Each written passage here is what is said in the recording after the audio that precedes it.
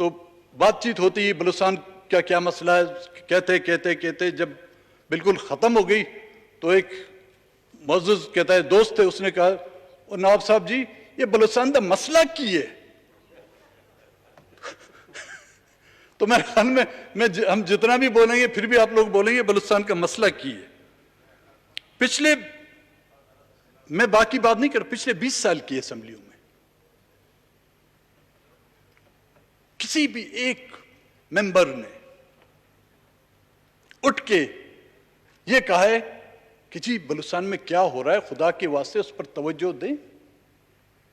کسی نے کبھی اتنا تک کہا ہو کہ جی یہ جو میری طرف 2 سالوں میں کم سے کم میری طرف اشارہ کر کے بولتے کہ یہ پاگل جو بکواس کر رہا ہے یہ وہ کیا رہا ہے؟ نہیں کیا۔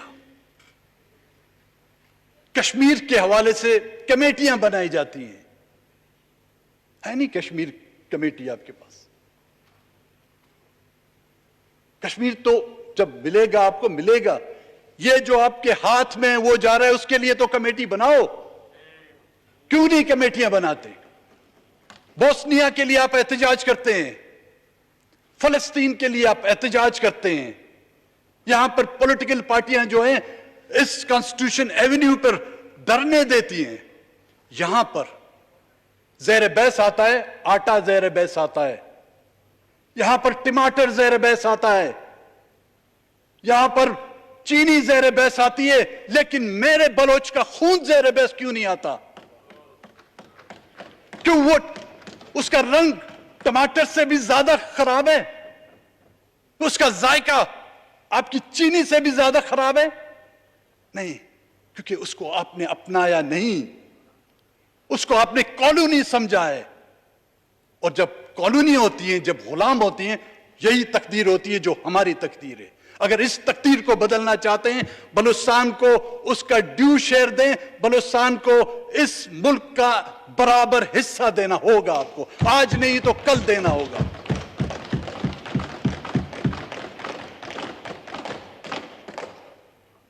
اسپیکر صاحب تو نہیں ہیں یہاں پر، ان سے میرا ایک گلہ ہے۔ یہاں پر افغانستان پیس کانفرنس بلائی گئی تھی، میں اگر غلط نہیں ہوں، بلوچستان پیس کانفرنس نہیں بلائی جا سکتی؟ کیا اس کے لیے ہمیں IMF یا ورلڈ بینک کی اجازت کی ضرورت ہے؟ کیا اس کے لیے بھی ہمیں یونائٹڈ نیشن سے قرارداد پاس کرنے کی ضرورت ہے؟ کیوں نہیں بلاتے آپ؟ بلائیں، ہم آنے کے لیے تیار ہیں۔ اگر افغانستان کے لیے آپ پیس کانفرنس بلا سکتے ہیں تو بلوچستان کے لیے کیوں نہیں بلا سکتے؟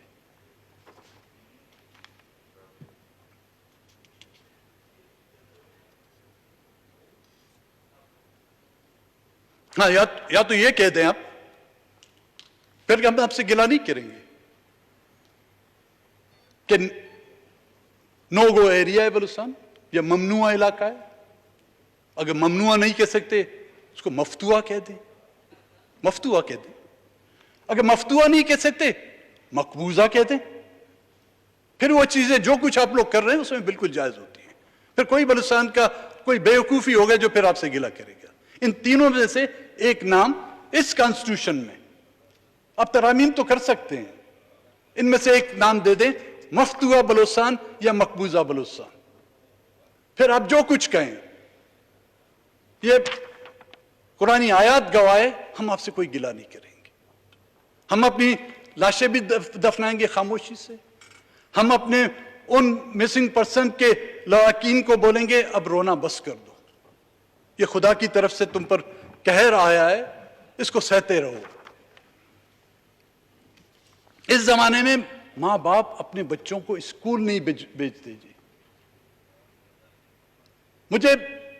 میں اس کورونا کے دوران گاؤں میں تھا تو بیکاری تھی، کوئی کام نہیں تھا، تو وہاں پہ سب بچوں کو جمع کر کے، اسکول کی چھٹیاں تھی تو ٹیچروں کو جمع کر کے گھر میں نے ان کو پڑھائی شروع کی۔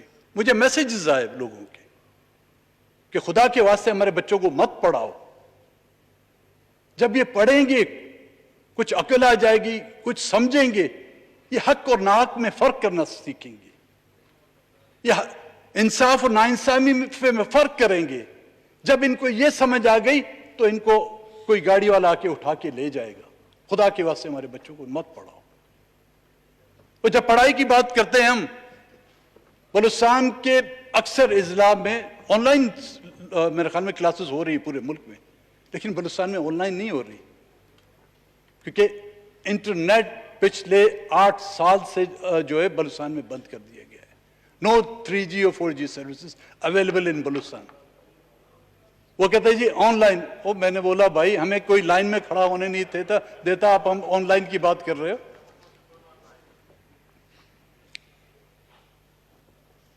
वाकया जो हुए दिन दहाड़े लोग मुसल्ला होकर घरों में घुसते हैं। एक वाकया जिसका जिक्र मैंने पहले किया, 2 दिन पहले, बस डॉक्टर साहब हमेशा के लिए नहीं, थोड़ी देर छोड़े, हमेशा के लिए खत्म कर रहा हूं मैं। वो घरों में घुसते हैं। अमन अमान का ये हाल है कि लोग घरों में बैठ नहीं सकते। ये हमारी रवायतें नहीं है कि खवातीन पर गोली चलाए, बच्चों पर गोली चलाए। 2 दिन पहले तुम में एक घर में घुसकर औरत का गला काट दिया गया, उसकी कानों से जो बालियां छीन गई। ये डकैती का वाकया हो सकता है, लेकिन it comes into law and order. और क्यों? क्योंकि वहां पर पाकिस्तान का एजेंडा आप गाड़ी में लगे। मैं आपको बोलता हूं, आप मेरे साथ आए, कोई एक, आप पाकिस्तान का एजेंडा गाड़ी पे लगाएं, चाहे जो बारूद है गाड़ी में, चाहे जो कुछ है आप लाएं, आपको कोई पूछने वाला नहीं होगा, क्योंकि आप पाकिस्तान के वफादार हैं। झंडा लगाने से कोई वफादार नहीं होता। वो वफादार उस वक्त होगा जब उसको आप एहसास दिलाएं कि आप इस मुल्क के बाशिंदे हैं, आप इस मुल्क के नफा नुकसान में बराबर के शरीक हैं। और वो लोगों को परमिट दिया गया कि लोगों को मारें भी, लोगों को उठा के भी ले जाएं। डेथ स्क्वाड मशहूर है वहां पर, जिसकी हर जिले में जो है उन्होंने एक ग्रुप्स बनाए हुए हैं। कोई भी पॉलिटिकल एक्टिविस्ट, एक लश्कर बनाया गया था मेरे ख्याल में वजीरिस्तान में, कहां पे आजकल, ये आज का नहीं, ये पहले भी था, छोटा उसको ब्रेक दे दिया गया था। वो टीवी में कहते हैं ना, मिलते हैं एक छोटे से ब्रेक के बाद, वो छोटा सा ब्रेक दे दिया था, अब वो फिर जो उनको एक्टिव कर दिया गया है।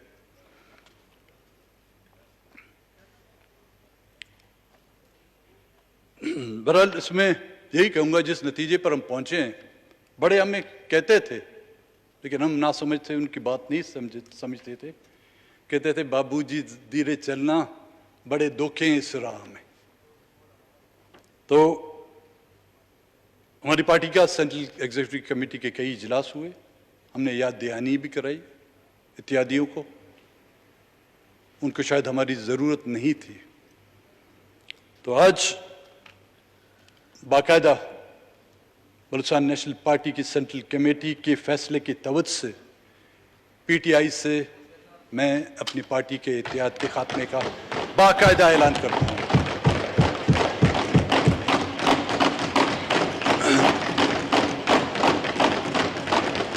अफसोस होगा मुझे, लेकिन क्या करें। शेर के साथ इख्तिताम करूंगा। शाहों से जो कुछ रब्त न कायम हुआ अपना, आदत का भी कुछ जबर था, कुछ अपनी जबान भी। बड़ा शुक्र, बहुत बहुत मेहरबानी जनाब डिप्टी स्पीकर साहब, आपने हमें टाइम दिया और इंशाल्लाह ऐवान में रहेंगे। ऐसी अगर मुझसे कुछ किसी भी साथी की दिल आज़ारी हुई है, मैं इन्हें किसी पर पर्सनल अटैक नहीं किया, मैंने सिर्फ अपना दुखड़ा सुनाया है, अपने लोगों के खून के धब्बे आप लोगों को दिखाएं। अगर गलती से खून के छींटे किसी के दामन में लग गए तो उसका कसूर और मैं नहीं। बड़ी नवाज, शुक्रिया। बहुत शुक्रिया जी। जी जनाब सलाउद्दीन साहब। जी सरदार अख्तर महंगल साहब। थी पिछले सेशन में मैंने आप लोगों को पेश की थी, मैं क्योंकि कुछ आप लोगों के एहसान हैं वो भी मैं गिना चलूं। उनमें से 418 लोग जो है बाजियाब हो गए। ये एक लिस्ट है, मैं आपको रिकॉर्ड के लिए देता हूं। और इसी दौरान जो लापता हुए हैं उस लिस्ट के अलावा इस वक्त मेरे पास 500 के करीब लिस्ट मौजूद है जो हमारे आपके मुआहदे के बाद लापता किए गए हैं। ये उनकी लिस्ट है और 1000 बंदों की लिस्ट बन रही है, वो कुछ ही दिनों में मैं आपको प्रोवाइड करूंगा। ये जो बाजियाब हुए हैं और ये जो लापता हुए हैं, इनको खुद आप तराजू में तोड़ के देखने किसका वजन भारी है।